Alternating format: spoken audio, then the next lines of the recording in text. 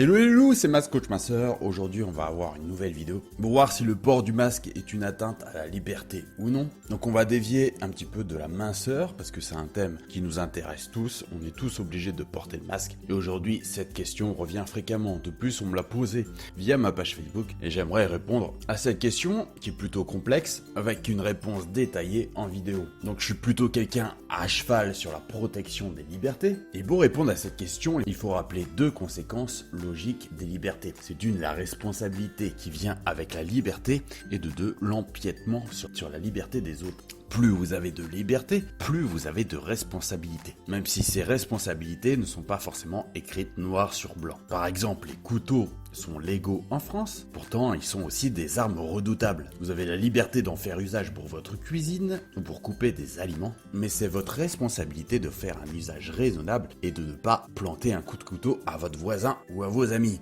Vous pouvez maîtriser l'outil, c'est à vous de faire l'effort. Bien entendu, un couteau vole rarement vers la carotide du voisin tout seul. Vous pouvez maîtriser l'outil et c'est assez simple de ne pas empiéter sur la liberté de l'autre dans un cadre d'usage tout à fait normal et légal. Ce débat, bien entendu, on peut l'avoir avec presque tout. La conduite, les armes à feu, la drogue, une légalisation de certaines drogues associée à une politique de prévention ne conduit pas toujours à une catastrophe sanitaire. On a eu l'exemple du Portugal, ou encore une liberté de posséder des armes à feu dans un cadre réglementé n'aboutit pas forcément à des tueries de masse quotidiennes.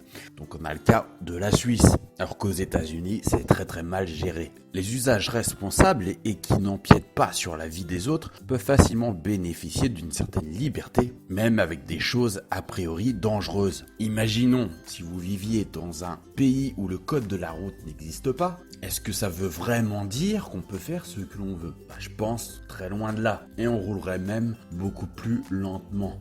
La raison est très simple, chacun a la même liberté de faire n'importe quoi sur la route. Donc tout le monde doit faire très attention. On en revient maintenant au masque et par extension à la contamination d'une maladie. Dans la plupart des maladies, on va dire qu'il y a 4 types de personnes. Bien sûr, c'est simplifié. Merci de ne pas me le reprocher en commentaire. Donc première catégorie de personnes, les gens qui ne sont pas porteurs de la maladie et qui sont donc non contagieux. La deuxième catégorie de personnes, c'est les gens qui sont porteurs de la maladie mais qui ne sont pas symptomatiques. Ça n'a pas eu d'effet sur eux. Ils sont bien sûr contagieux, sauf qu'ils ne savent pas forcément qu'ils sont malades. La troisième catégorie, c'est les gens qui sont porteurs de la maladie, qui vont être malades mais qui ne le sont pas encore. Ils sont en phase d'incubation. Ils sont contagieux mais ne le savent pas encore. Quatrième catégorie, les gens qui sont malades et qui le savent très bien.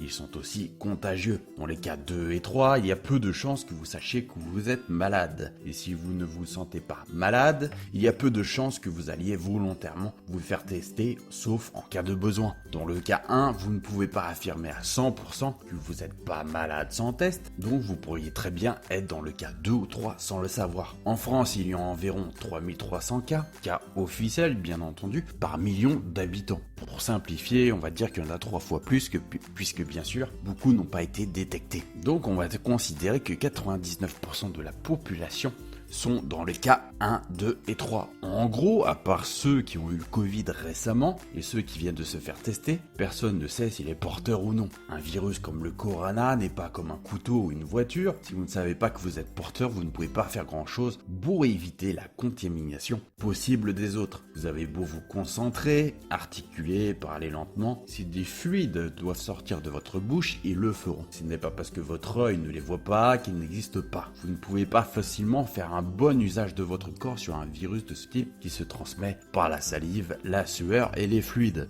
Vous pouvez donc faire des dégâts directement ou indirectement en le transmettant à des personnes plus vulnérables que vous, même avec toute la bonne volonté du monde. Donc en ce sens, vous êtes susceptible d'empiéter sur leur propre liberté et de vous rendre responsable de les avoir contaminés, même si ce n'est pas ce que vous souhaitiez. Si vous tuez quelqu'un, même involontairement, vous avez violé sa liberté ultime. Parce que oui, on a beau dire, il n'y a pas beaucoup plus liberticide que la mort.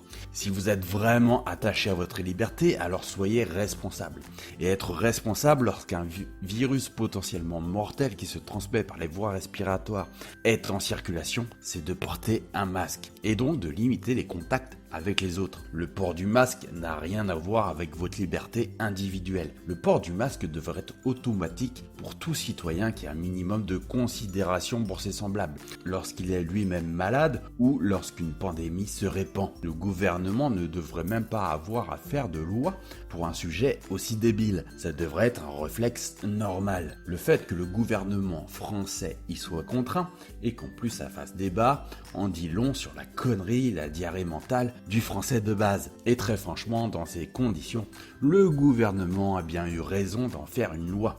Les citoyens français ne sont à l'évidence pas assez matures pour se prendre en charge seuls sans les contraindre. Ce qu'il faut savoir, c'est qu'en Indonésie, par exemple, les gens qui vont au travail mettent des masques lorsqu'ils ont un rhume, une bronchite ou une autre maladie. Mais ils ne vont pas jusqu'au point de ne pas aller travailler. Corona ou pas corona, ils ne le font pas pour limiter leur liberté, ni parce qu'on les a obligés, mais parce qu'ils tiennent à préserver la santé des autres. Donc on nomme ici cette philosophie rétro-futuriste le respect.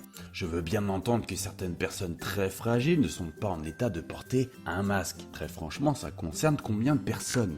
0,5% de la population ou 2% de la population. Les autres, si vous avez du mal à réfléchir, à parler ou à respirer, c'est qu'il est temps de se remettre au sport, d'arrêter de fumer ou de changer d'alimentation. Si le port du masque vous cause des troubles psychiques de type endormissement, soumission ou abrutissement, il faut vraiment penser à consulter et vite. C'est peut-être un AVC, mais c'est peut-être aussi un cas de stupidité extrême qui pourrait vous faire faire des actions à même de vous mettre en danger, comme sauter d'un pont parce que la gravité est un complot inventé par la NASA. Désinstaller votre compteur Linky à main nue sans couper le jus ou encore poster sur Facebook que les masques c'est vraiment un truc de sioniste, de reptilien, de capitaliste, de communiste, de néolibéral, de facho, de carniste, de tapette ou d'islamiste. Bien sûr tu peux mettre n'importe quel mot-clé, quoi qu'il en soit tu passeras pour un blaireau. Petit parallèle avec un autre virus qui a eu des réactions similaires à ses débuts, c'est le sida. Les gens pensent toujours que la maladie, c'est pour les autres.